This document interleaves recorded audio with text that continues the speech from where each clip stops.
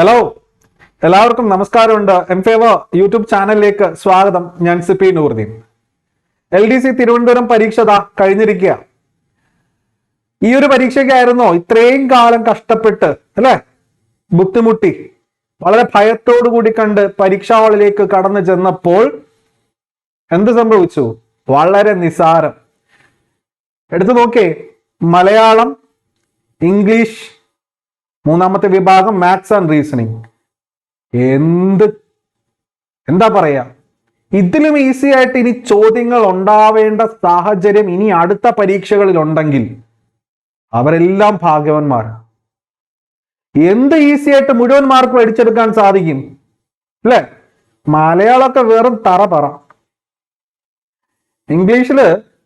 ഇംഗ്ലീഷിലൊക്കെ ഇനി 10ൽ 10 മേടിക്കാൻ ഇനി ഏത് പരീക്ഷയാണ് നിങ്ങളുടെ മുന്നിലുള്ള?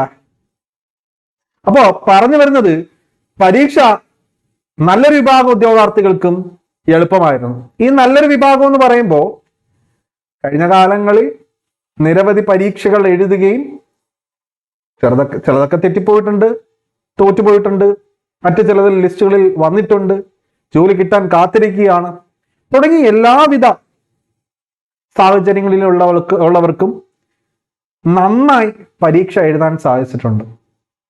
ആവറേജ് ഒരു ഉദ്യോഗാർത്ഥിക്ക് നന്നായിട്ട് എക്സാം ഹാളിൽ പെർഫോം ചെയ്യാൻ പറ്റും. എല്ലാവരുടെയും മാനസികാവസ്ഥ ഒരുപോലെ ആയിരിക്കണമെന്നില്ല. പരീക്ഷ എളുപ്പമാണെന്ന് മനസ്സിലാക്കിക്കൊണ്ട് പരീക്ഷാ ഹാളിൽ തന്നെ കറക്കിക്കുത്തൽ വിദഗ്ധന്മാർ കാര്യമായിട്ടുള്ള പരിപാടികൾ നടത്തിയതിന്റെ അടിസ്ഥാനത്തിൽ നെഗറ്റീവ് മാർക്കുകളും കടന്നുകൂടിയിട്ടുണ്ട്. ഞാൻ മുന്നേയുള്ള എന്റെ വീഡിയോയിൽ പറഞ്ഞിട്ടുണ്ട്, ഒരു കാരണവശാലും കറക്കിക്കുത്തരുത് അല്ലെ?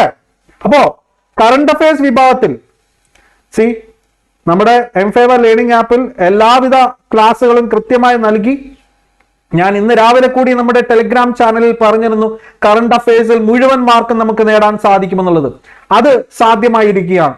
കറണ്ട് അഫയേഴ്സിൽ തന്നെ 2-3 ചോദ്യങ്ങൾ റാങ്ക് മേക്കിംഗ് ചോദ്യങ്ങളായിരുന്നു. ശ്രദ്ധിക്കണം, എളുപ്പമുള്ള ചോദ്യ പേപ്പറുകളിൽ ഒരു ചോദ്യം തെറ്റുകയോ ഒരു ചോദ്യം കയ്യിൽ നിന്ന് പോകുകയോ ചെയ്തു കഴിഞ്ഞാൽ ഉണ്ടാവുന്ന നഷ്ടം എന്ന് പറയുന്നത് നിങ്ങളുടെ റാങ്ക് 200-300 റാങ്ക് ബാക്കിലോട്ട് അടുപ്പിക്കും. ഓക്കെ, കട്ട് ഓഫിലേക്കൊക്കെ ഞാൻ വരാം. അതിന് മുന്നേറ്റ് നിങ്ങളൊന്ന് മനസ്സിലാക്കണം. കറണ്ട് അഫയർ ചോദ്യങ്ങൾ, സൗദി അറേബ്യയുടെ ആ ഒരു ചോദ്യം. ഇനി പുതിയ ആക്ടിംഗ് ഹൈക്കോടതി ചീഫ് ജസ്റ്റിസ്, മുന്നേ ഉള്ളത് ആശിഷ് ജിതേന്ദ്ര ദേശായി ആയിരുന്നു, ഇപ്പോ മുഹമ്മദ് മുസ്താഖ് ആണ്.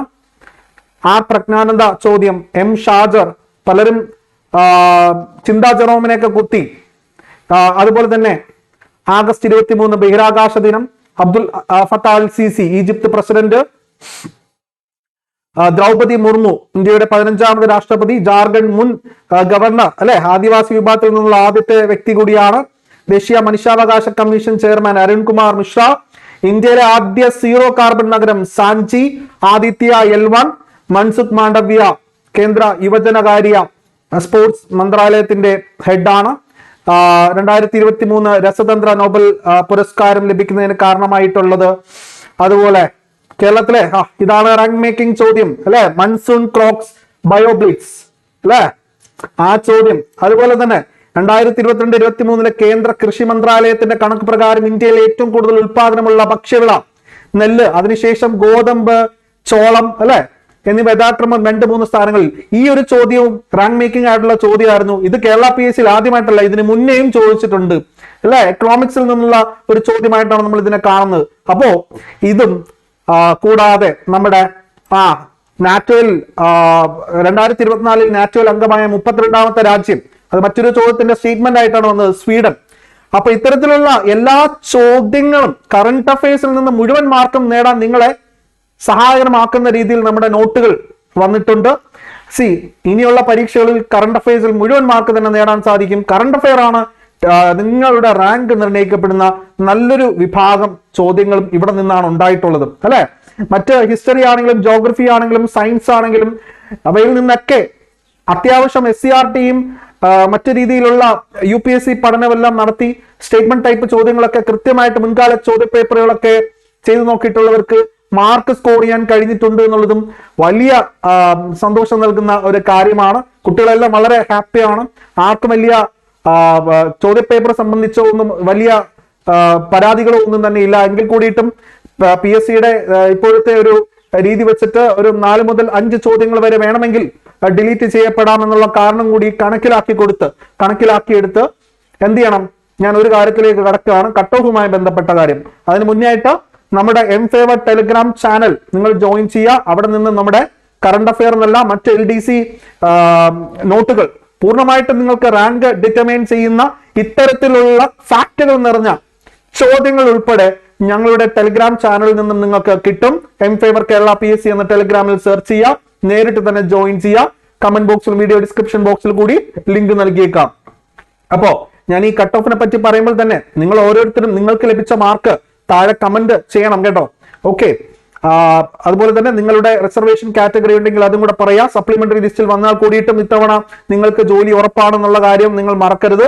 ഓക്കെ, അപ്പോ ഈ പറയുന്നത് ഇപ്പോഴത്തെ സാഹചര്യം, അതായത് നിലവിൽ നമ്മുടെ കുട്ടികളൊക്കെ ഈ പറയുന്ന കീ ഒക്കെ കിട്ടിയതിന്റെ അടിസ്ഥാനത്തിൽ അവര് എണ്ണിത്തിട്ടപ്പെടുത്തുകയും ഇത്രമാത്രം ഈസി ആയിട്ടുള്ള ഒരു ചോദ്യ പേപ്പർ വന്നതുകൊണ്ട് പലരും പറയാം ഇത് മാനസികാവസ്ഥ മറ്റു പലർക്കും ഇതായിരിക്കാം. എങ്കിൽ കൂടിയിട്ടും 5-ൽ 3 കുട്ടികൾക്കും ഇത് വളരെ ഈസി ആയിട്ട് തന്നെ നന്നായിട്ട് പഠിച്ച് ശ്രമിച്ച കുട്ടികളാണ് കേട്ടോ.